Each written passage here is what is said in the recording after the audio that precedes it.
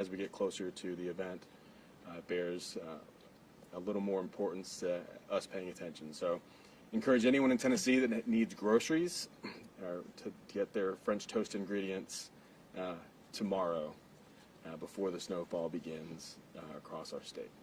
So right now we're hoping that folks are paying attention to the forecast, and if you don't have to be out and about in the snowfall, we encourage you not to be. But if you do need to be there, please give yourself plenty of time to get to your destinations. Right now, TDOT crews and a lot of local highway departments are pre-treating roads, so if you're out there, you can see those trucks. So please make sure you're giving them space to operate as well. And I know that TDOT has a plan for road clearance, especially the interstates and state routes, once snowfall begins in earnest. So again, you really lose traction pretty quickly in a snowfall event, and so please make sure you give yourself lots of room to stop. And again, if you don't have to be out and about, it's a great time to be home and enjoy time with your families. So we do expect a prolonged cold period, and so while we'll see some warming on Sunday and on Monday and some melt, temperatures are forecast to again drop and stay below freezing for a good part of next week, and so we're mindful of that. There are warming centers that are open in a number of communities throughout the state. You can find those on TEMA's webpage, tn.gov/TEMA, and those are run by local officials and local organizations, but we've confederated those things onto our site when we're aware of them so that that information is more easily accessible by Tennesseans and our visitors. That map is interactive, so you can sort for it and look across it. If you need assistance or have questions about shelters, please reach out to your county emergency manager. You can find their contact information on our website as well. So ahead of this, we hope Tennesseans will just continue to monitor your forecasts. Again, there's no reason to panic. We have the luxury of time. The forecast is pretty consistent at this point, so prepare now. So we talked about the 4 Ps: people, pets, pipes, and plants. So make sure you have a plan and that you're taking action to check on your family members and your neighbors. If you have outdoor plants or pets, this is a great time to find ways to transition them inside, and make sure that pipes, exterior pipes especially, are warmed, and that you disconnect any outdoor hoses right now. So if you have any specific needs, again, there's community organizations and county emergency managers who can help you with that. We encourage everyone to have a plan, so know what you need to do and how you need to do it, and make a kit. So this is a great time to put in your car some extra blankets, warm jackets, gloves, shoe coverings, shovel, and things like kitty litter or sand that can act as an aggregate, just in case you have to find yourself out and about and you can have extra traction. Have multiple ways to receive alerts, so I'm sure that each of these broadcast stations has an app or a weather app they would love for you to download.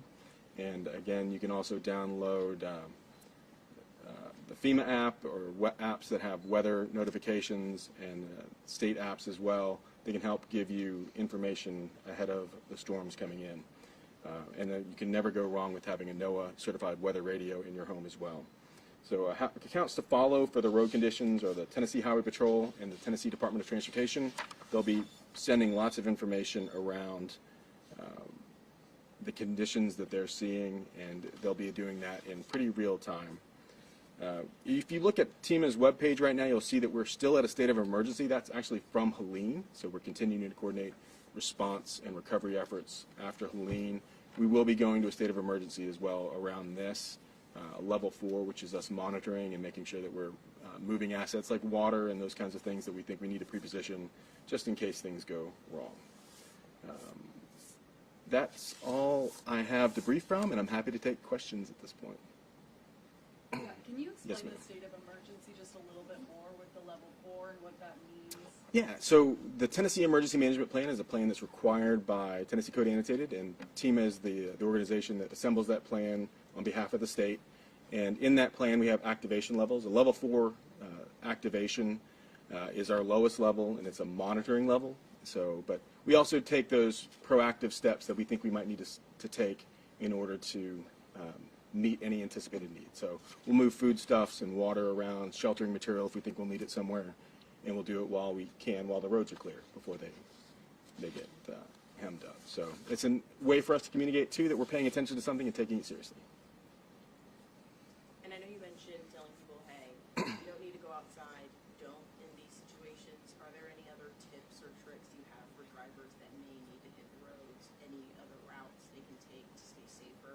Yeah, before people go out and about, and not everyone has the luxury of staying home. Certainly when the weather's bad, me and my teammates and the troopers that are out there, we have to be out and about. And we're like everyone else. We look at traffic apps. We look at the information coming from TDOT and the Tennessee Highway Patrol to check on the status of routes so that as we're doing our route planning, give yourself a lot more time as well. So when conditions are bad, you need to give yourself more time to accelerate, more time to slow down and brake, and take your curves a little slower. And I would encourage everyone to have, again, a kit in your car that has blankets, gloves, coat, hat, a shovel, and then aggregate material to help you if you get stuck. So whether that's kitty litter or sand or salt or something that you can use to help you gain traction if you find yourself stuck. And certainly, we've seen people stuck this week. There was some icing in Franklin the other day that caused some pileups on the interstate. And how you drive on frozen roads, snow-covered roads, icy roads is very different from how you can drive on dry roads that we typically see around here. I know you kind of already talked a little bit about this already, but are there any areas specifically that you're looking might be worse than others, get more snow or get more ice than other areas? So right now we're not expecting ice in any part of Tennessee, so that forecast area for icing shows like it's pretty far south of us, and that's great news for utilities. That's great news for lots of reasons, but we're really looking at a pretty consistent blanket of snow across much of Tennessee. So the areas that I'm most concerned about are those areas that are curvier or hillier roads that are harder to access anyway, and the folks that live out there might have a harder time getting around, and those are the areas I'm primarily concerned about. How would you compare, if you could, expecting what's going to come with this snow event compared to the prior years that we've had here? This is a pretty standard snowfall event, so I think we kind of forget that snow happens every year, right? Usually it's probably not more than 2 inches, but this is not an anomalous kind of snowfall event, and I think we're pretty fortunate that's happening later in the week rather than in the middle of the work week, and we have snowfall. Like in most of Tennessee, I was out in East Tennessee last week, and it was snowing pretty hard on us as we were going around and checking on some of the recovery from Helene.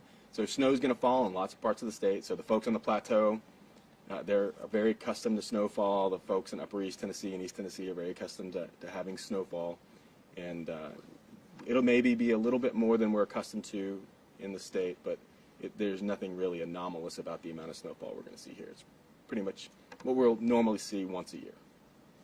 Should we expect any school closures or anything like that? I would expect lots of school closures on Friday. I'm not going to make that call for the superintendents and the school boards, but I imagine most schools in Tennessee on Friday will be making decisions on Thursday night about how they're going to be postured. Have you been able to communicate with the power companies, utilities, to see what their plans are to be assured that we don't lose power like we did? Yeah, TVA's been on top of it and has proactively been communicating with with their constituent utilities and with their stakeholders, of which TEMA is one of them, and I'm comfortable with the plans they have in place right now. And of course, the fact that very little icing is forecast, and any that it is outside of Tennessee is encouraging as well. But I know that they're tracking and monitoring, and they have also done a lot of things here in the last 2 years to shore up their power supply and their communication. Are there any additional measures being taken to those that are still recovering from Hurricane Helene and that are now going to face a major winter storm? Are there any additional resources being added? No, if they needed things, though, so we're talking to the county emergency management agencies pretty consistently, and if there's extra needs there, we'll be sure to try to resource those as quickly as we can. But we've tried to make sure that folks that are eligible for housing assistance are receiving it, and those that are survivors of the storm have the resources they need. Do you guys have to, do you also, with local hospitals, is there communication there with TEMA and the local hospitals? Our ESF 8, which is Emergency Support Function 8, is health and medical, and the Tennessee Department of Health honchos that for us, and they've been coordinating with their stakeholders throughout. And we've also been making sure that we're communicating with those that might need medical transportation, so whether dialysis groups. So, and I would encourage anyone that needs dialysis treatment that tomorrow would be a great day to get it, rather than trying to wait until after road conditions might deteriorate.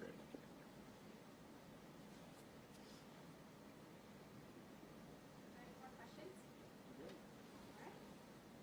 Thank you, Director. Wanna wrap it up? Yeah, thanks so much. I hope everyone enjoys what my daughter would tell me is a beautiful, clean snowfall, and hope you're able to enjoy it with some sledding with your families. And again, if you don't have to be out and about, I encourage folks to stay home and just enjoy it with your family and friends. And if you do have to be out and about, just give yourself more time. Make sure you have a kit and have a plan, and make sure you let people know that you're on the road too. So giving people a heads up so they can help keep tabs on you and make sure that you get help if you need it is important too. So thanks so much.